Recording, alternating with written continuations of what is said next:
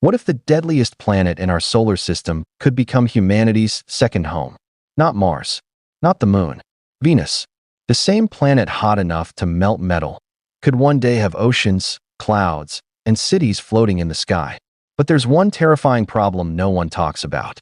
Right now, Venus is pure nightmare fuel. The surface burns at 462 degrees Celsius. The atmosphere is so thick it would crush you instantly.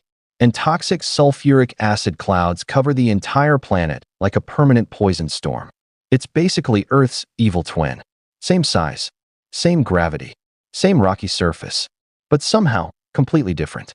So the question is obvious. If Venus and Earth started out so similar, what went wrong?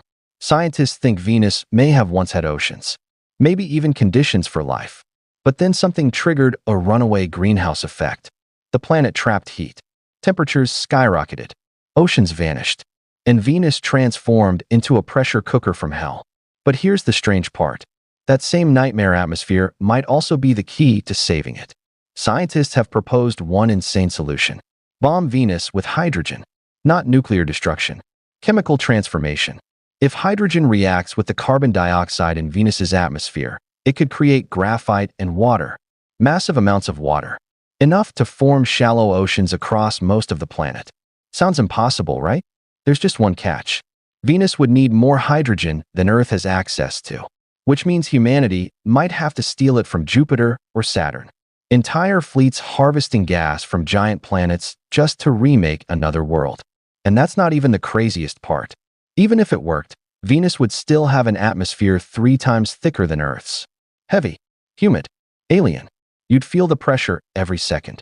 But compared to what Venus is now, it would be paradise. Then comes the next problem. Cooling the planet itself.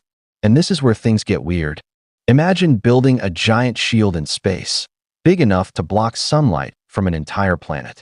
That's one real idea scientists have proposed for Venus. Massive solar shades floating above the atmosphere, slowly reducing the planet's temperature over decades, maybe centuries. The goal? Turn a world that melts lead into one where humans can actually survive. But cooling Venus isn't as simple as turning down a thermostat. The planet holds heat like an oven sealed shut for millions of years. Even if sunlight was blocked, the surface would still radiate deadly temperatures. So scientists imagine something even stranger. Giant cooling pipes stretching across the planet, sucking heat upward into colder layers of the atmosphere. And this is where everything flips. Humans might not even live on the surface at first. NASA scientists have explored the idea of floating cities above Venus. Not science fiction, real concepts. About 50 kilometers above the surface, the atmosphere becomes surprisingly Earth-like. The pressure is manageable. Temperatures are almost comfortable. In a bizarre twist, the safest place on Venus might actually be in the sky. Picture enormous floating colonies drifting through orange clouds while the planet below slowly transforms. Humanity living above hell itself. But what happens next changes everything. Even after fixing the atmosphere, cooling the planet, and creating water, Venus still has one final problem. And it's something humans have never experienced before. A single day on Venus lasts longer than its entire year. One rotation takes 243 Earth days. That means sunrise would take months. Nighttime would last for months too. Crops would die. Ecosystems would collapse. Human sleep cycles would completely break. And somehow, it gets even stranger. Venus rotates backwards. The sun rises in the west and sets in the east. It's the only planet in our solar system that spins this way. No one fully knows why. So now humanity faces an impossible challenge. How do you make a planet feel like Earth when time itself works differently? Scientists may already have an answer. And it sounds like something from a sci-fi movie. Massive mirrors orbiting Venus. Artificial sunlight systems designed to simulate a normal 24-hour day cycle. Entire skies controlled by machines. Humanity literally engineering time itself just to survive. At that point, Venus wouldn't just be another planet anymore. It would become the largest artificial world humans ever created. But here's the unsettling part. Terraforming Venus could take hundreds, maybe thousands of years.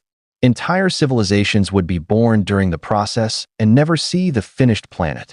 Humanity would be betting its future on a project bigger than any empire in history. So why even try? because Venus might secretly hold the key to saving Earth.